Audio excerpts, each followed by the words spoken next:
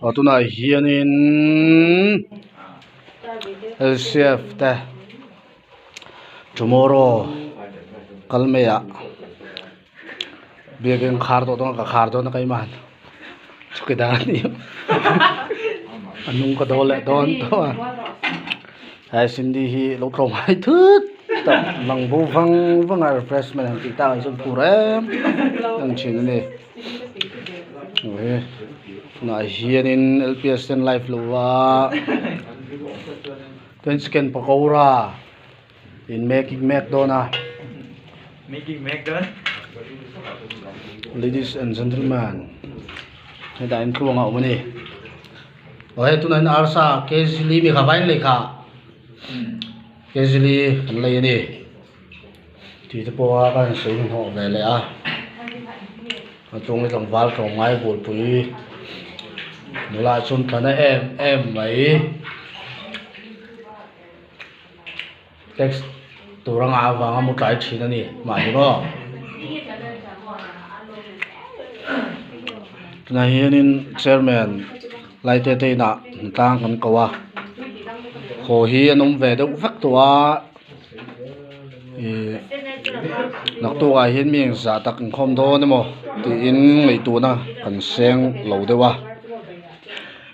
chu ni a na hian assistant secretary po loina sakhap mai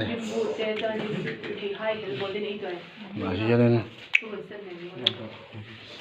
finance secretary po chanderang indalang ani ana pe finance ka sanina bo ro no mi ti nge thoveng iti nge Saya kan secretary COVID bos charim de ma secretary ne secretary de him bol tam ten ngai ve ti hi chu khatiang ati khop mai secretary chu nakina involve tu ring kalola hilang sekadar kan itu nak son tu nak hianin fila ya tin iru chu mi tia ma se khatiang ai ti te po kha klom ngai ne te po kha ani nu no vele na chin kha ante moi ti azui ralwa ka klai kha akya ro nak tu jing ka chu tak takin mo nak tu jing ka mo ma se hemin bela hemin ti don hemin bela hian e ma se ti khang thak zel don tro so tol hai don kha kome tuna hianin ya po bai ne sakap mai hodon lo ani hi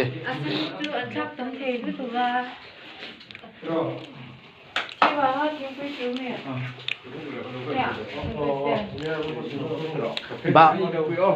lo đây nó sẽ làm rồi sor po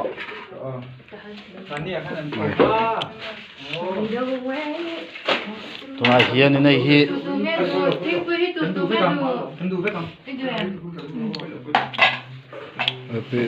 chezer le bai na sa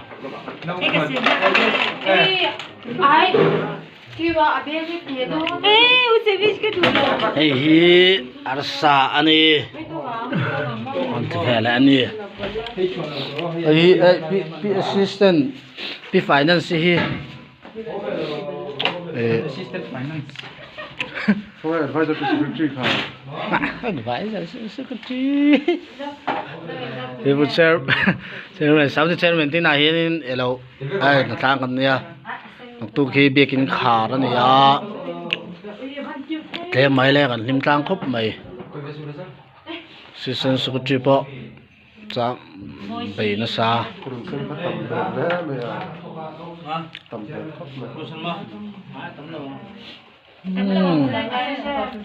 tắm là phần ăn thi nè ham buổi này rồi phải húp này thì cho nên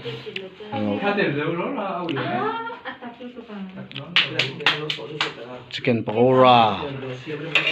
xiêm tủ đến cái bột sấy mát nó thuồng bột so mấy หนูต้องดูมีดให้กินแต่ต้องดูมีดให้จนให้กิน Sindi Sontang nula mel cha Sontang nula mel cha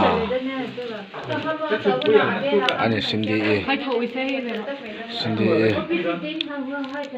Ani mel cha khop mai hai kakak cukat dia Chalo su khop mai Sindi Ama với cái là Hey ma ba kai la lo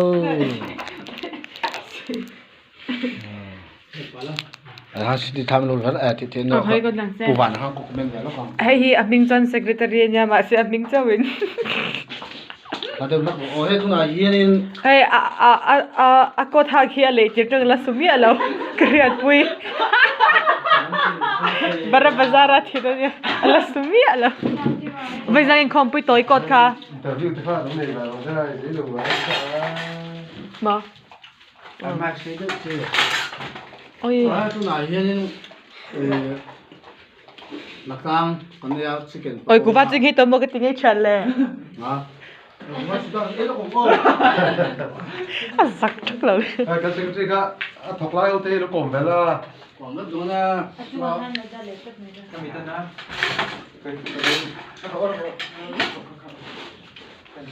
uva hi oi tia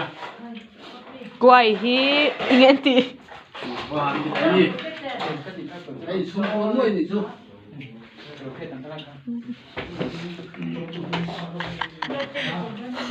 achian na sar ke u se na sa kang ai lo mas ko i vợ ta chọn mình là nó nó cho xin